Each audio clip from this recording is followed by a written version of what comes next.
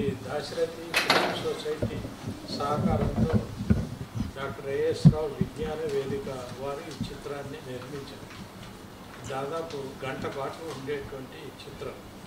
ఇందులో ఆయన చిన్నతనం నుంచి ఆయన మరణం వరకు జరిగినటువంటి ముఖ్య సంఘటనలన్నీ కూడా ఈ సినిమాలో మనకు ఉంటాయి. దీని ప్రత్యేకత ఏంటంటే ఈ సినిమాకి అయినటువంటి ఖర్చును ఈసీఎల్ నుంచి రిటైర్ అయినటువంటి ఎంప్లాయీస్ భరించి వాళ్ళు విరాళాలు పోగు చేసుకొని ఈ సినిమాను నిర్మించారు. ఇది ఒక బయోపిక్ లాంటి సినిమా. దీనికి సంబంధించినటువంటి వివరాలు ఈసీఎల్ విజ్ఞాన వేదికకు సంబంధించినటువంటి టీవీచారి గారు వారు మిగతా వివరాలన్నీ వారు చెప్తారు. ఓకే మిత్రులారా, నా పేరు పిబి చారి, డాక్టర్ ఏఎస్ రావు విజ్ఞాన వేదిక ప్రధాన కార్యదర్శి.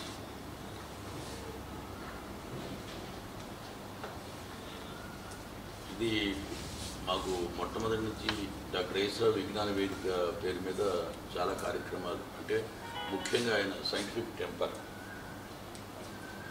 ఆయన ప్రధానమైన ఉద్దేశం ఏంటంటే ప్రతి వాళ్ళు సైంటిఫిక్ టెంపర్ అన్నది పెంపొందాలి అన్నది ఒకటి. మన రాజ్యాంగంలోని 51 AH ప్రకారం ప్రతి ఒక్కరికి సైంటిఫిక్ టెంపర్ ఉండి తీరాలి, ఇది అందించాలన్నటువంటిది రాజ్యాంగం నిర్దేశిస్తుంది. తదనుగుణంగానే ఆయన అలాంటి సైంటిఫిక్ టెంపర్ కలిగినటువంటి మహానుభావుడు డాక్టర్ ఏఎస్ రావు గారు. ఆయన పేరు మీద మేము డాక్టర్ ఏఎస్ రావు విజ్ఞాన వేదిక అనే దాన్ని స్థాపించి స్టూడెంట్స్లోనూ యువకుల్లోనూ సైంటిఫిక్ టెంపర్ని పెంచడం గురించి మేము చాలా కార్యక్రమాలు అంతకుముందు కూడా సినిమా ఈ లఘు చిత్రాన్ని తీసేటప్పుడు ఇది మాది, మేము తీస్తున్నాం, మేము ఓన్ చేసుకున్నాం అనే భావంతో ఉన్నటువంటి వాడు మాకు కావాలండి అని అంటే అప్పుడు వీడియోల్లో పనిచేసి రిటైర్ అయిన టీవీ సీరియల్ ఆర్టిస్టు అయినటువంటి వీడియోల్ సత్యనారాయణ గారిని, అలానే రఘురామచంద్ర గారు, డైరెక్టర్ రఘురామచంద్ర గారిని మాకు పరిచయం చేశారు. అది ఈనాటికి ఆ లఘు చిత్రం పూర్తయింది. ఈ లఘు చిత్రంలో ప్రధానంగా డాక్టర్ ఏఎస్ రావు గారు చిన్నతనం వయసు నుండి నిరుపేద కుటుంబం నుంచి వచ్చినటువంటి ఏఎస్ రావు గారు సాధించాడు. యాక్చువల్ సైంటిఫిక్ టెంపర్ ఉన్నటువంటి ఒక సైంటిస్ట్. అలా కాకుండా దేశం గర్వించదగినటువంటి సైంటిస్ట్గా ఉండటమే కాకుండా ఆ సైంటిఫిక్ టెంపర్ జీవితకాలం ఆయన నిలబెట్టుకోవటమే కాకుండా ఆయా టెక్నాలజీ రంగంలో ఆయన చేసిన కృషి అనన్య సాధ్యం. మనకి దీని లఘు చిత్రానికి సంబంధించి ఇది నిర్మాణం పూర్తయింది. డబ్బింగ్ కూడా మొత్తం ఫైనల్గా కంప్లీట్ అయిపోయింది. ఇది దాదాపు 1 గంట 5 నిమిషాల సేపు ఉండేటువంటి చిత్రం. ఈ చిత్రాన్ని మేము అనేక చోట్ల షూటింగ్ చేశాము. యాక్చువల్గా డాక్టర్ ఏఎస్ రావు గారు పుట్టిన ఊరిన మోగలు భీమవరానికి 11 కిలోమీటర్ల దూరం ఉండే మోగల్ని వెళ్ళాము.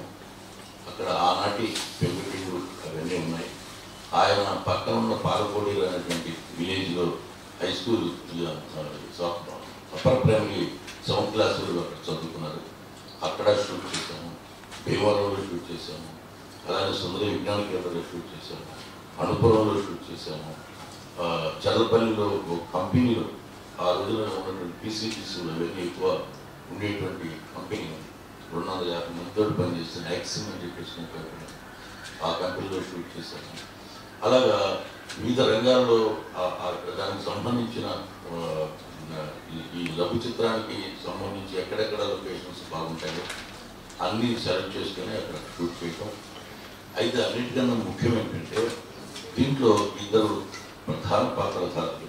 ఒకరు డైరెక్టర్ రఘురామచంద్ర గారు, అలానే వీడియోల్ సత్యనారాయణ గారు. వీళ్ళిద్దరు దీంట్లో సినిమా ఆర్టిస్టుల దగ్గర నుంచి మొదలుకొని టీవీ సీరియల్ ఆర్టిస్టుల వరకు మాకు ఎంతగానో కోఆపరేట్ చేశారు. ముఖ్యంగా అన్కాంప్రమైజ్గా చేస్తూ ఆ ఫిలింని ఒక నూతన వరవడి దిద్ది అద్భుతంగా తయారు చేసిన డైరెక్టర్ రఘురామచంద్ర గారికి డాక్టర్ ఏఎస్ రావు విజ్ఞాన వేదిక తరఫున మేము కృతజ్ఞతలు తెలుపుతున్నాం.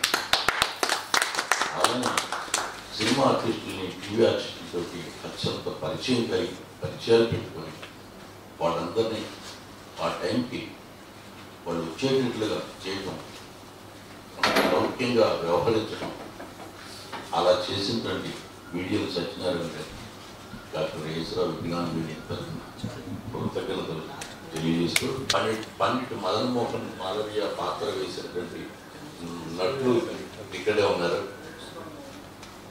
అలానే సుబ్రహ్మణ్య శర్మ గారు లాంటి వాళ్ళు, ఈ మన ఏమంటాం శరత్ బాబు అని చెప్పేసి సినిమాలు నటించిన సినిమా నటుడు, ఇలాగా మంచి మంచి నటి నటుల్ని పెట్టి ఆ లఘు చిత్రం పూర్తి చేయడం జరిగింది.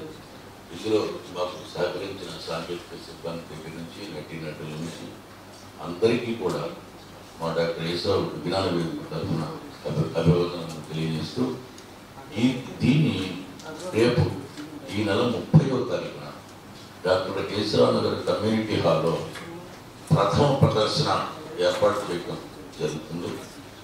దానికన్నా ముందు ఈ టీజర్ని ట్రయల్ దీన్ని రిలీజ్ చేయాలని చెప్పేసి అనే ఉద్దేశంతో ఈ రోజున మేము మనందరినీ ఆహ్వానించడం జరిగింది.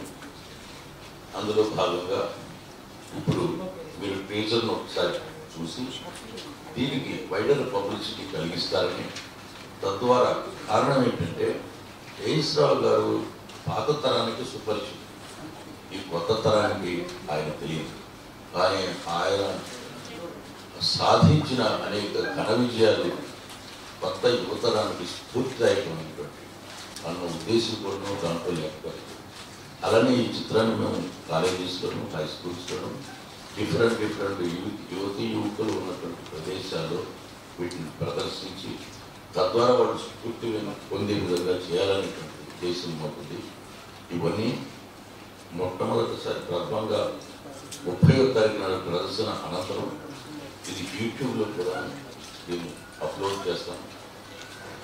ఇలాగా చేయటం ద్వారా ఎక్కువ మంది చూడటం, వాళ్ళు దానికి ఒక మరుగున పడిపోయిన మహోన్నత మానవుని మళ్ళీ ఈ తెరకెక్కించడం ద్వారా ప్రజలకి దగ్గర చేయడం అన్నది డాక్టర్ యేసరావు విజ్ఞాన వేదిక యొక్క లక్ష్యం. ఆ లక్ష్యం కోసం మేము పనిచేస్తున్నాము. అందువల్ల మమ్మల్ని మీరందరూ ఆశీర్వదించాలని, అలానే దీనికి వైద్య పబ్లిసిటీ ఇవ్వటం ద్వారా మీ కర్తవ్యాన్ని మీరు నిర్వహిస్తారని చెప్పేసి మనసావాచ్య కరణ నమ్ముతూ నేను ముగిస్తున్నాను.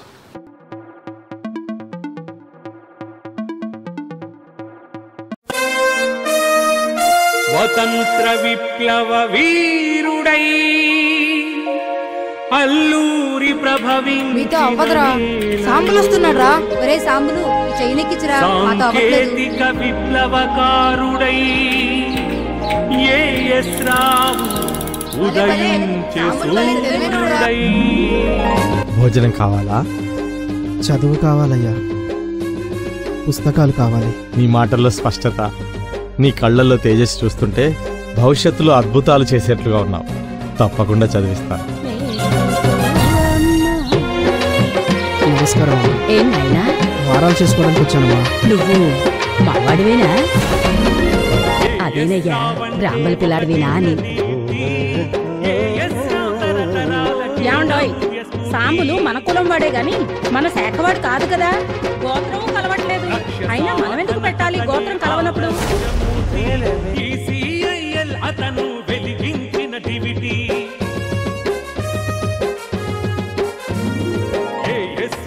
వద్దంటే వెండు మా ఆయన.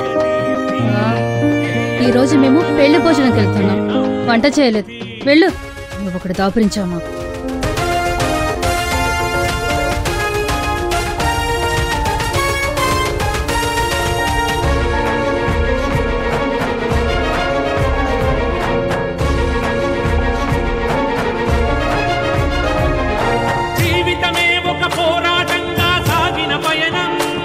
ఏరా, చదువుతున్నావా? అవును, చదువుతున్నా సాంబశివ. పుస్తకాలు లేకపోతే ఊపిరి ఆగిపోయినట్టుగా ఉంటుందిరా. నేను రేపటి పరీక్షకు నిన్నే చదివేసుకున్నాను. ఎల్లుండి పరీక్షకు పుస్తకాలు కావాలరా. దయచేసి నన్ను ఎగ్జామ్స్ రాయడానికి అలో చేయండి సార్. పరీక్ష రాయాలంటే ఫీజు కట్టాలిగా. ఎందరో బ్రతుకుల వెలుగులు నింపిన వెలిగించిన ఏఎస్ రావు ఒక తేజం, చీకటి వాటను ఆగక సాగిన వెలిగిన ఉదయం. ఏం చేస్తున్నావు? సాంబుల్ చదువుకోవాలండి, వాడు పరీక్షలు రాయాలి. ఇవి అమ్మి డబ్బులిచ్చినట్టు. తేజం ఏఎస్ రావు ఒక తేజం.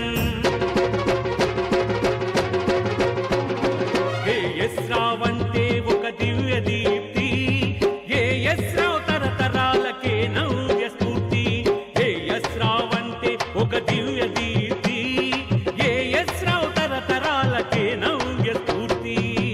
ఉపాధి మార్గం చూపించాలని ఏఎస్ రావు స్వప్నం, ఉద్యోగులకు సుఖమందాలని అతని ఏకైక లక్ష్యం. ఉపాధి మార్గం చూపించాలని ఏఎస్ రావు స్వప్నం, ఉద్యోగులకు సుఖమందాలని అతని ఏకైక లక్ష్యం. అతని ఏకైక లక్ష్యం, అతని ఏకైక లక్ష్యం. ఏఎస్ రావు అంటే ఒక దివ్య దీప్తి, ఏఎస్ రావు తరతరాలకే నవ్య స్ఫూర్తి. Hi friends, good evening. Welcome to our channel your Jeevan. ఈరోజు మన సుందరయ్య విజ్ఞాన కేంద్రంలో ఏఎస్ రావు గారి లైఫ్ స్టోరీ మీద ఒక మినీ మూవీ చేశారు. దానికి సంబంధించిన టీజర్ని రిలీజ్ చేశారు. సో ఈ ప్రోగ్రాంలో ముఖ్యంగా మన వినయ్ కుమార్ గారు పాల్గొన్నారు. అట్లాగే ఈసీఐకి సంబంధించినటువంటి అనేక మంది ప్రముఖులు ఈ ప్రోగ్రాం చేయడానికి ఆధ్వర్యంలో అందరూ వచ్చారు. సో వారి సమక్షంలో చాలా అద్భుతంగా ఇది లాంచింగ్ ప్రోగ్రామ్ అయింది. తర్వాత ఈ నెల 30వ తారీఖున ఏఎస్ రావు నగర్లో ఓమీ బాబా వారి యొక్క ఆడిటోరియంలో ఫుల్ కంప్లీట్ పిక్చర్ని ఇక్కడ ప్రదర్శిస్తామని చెప్పారు. So thank you very much and I request everybody to subscribe our channel yours Jeevan. Thank you.